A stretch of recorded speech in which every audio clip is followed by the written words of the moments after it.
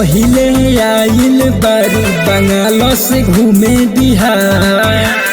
छोटे छोटे कपड़ा पहनी के गोरी लूटत बारू लहार। ए जान पहिले आइल बारू बंगाल से घूमे बिहार। छोटे छोटे कपड़ा पहनी के गोरी लूटत बारू लहार। हमा के लइका सब जीजा लगे हैं, हई छापारा के लइका ताहर जीजा लगी है। हई छापारा के लइका ताहर जीजा लगी है। हई छापारा के लइका ताहर जीजा लगी है।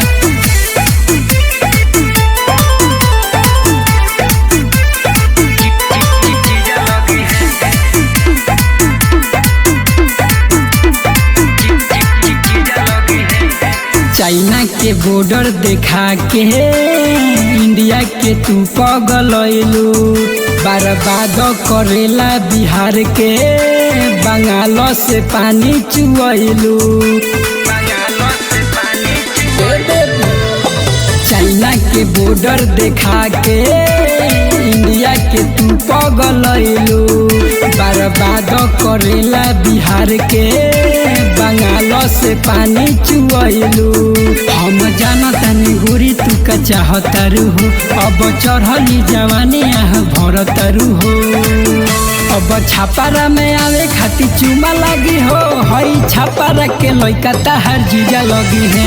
हई छापारा के लइका ताहर जीजा लगी है। हई छापारा के लइका ताहर जीजा लगी है।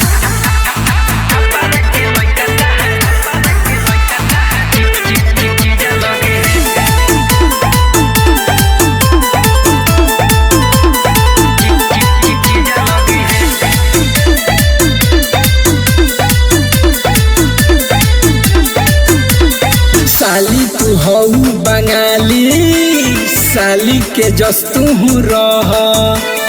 दिक्कत जे होई बिहार में रौनी धनए से कह।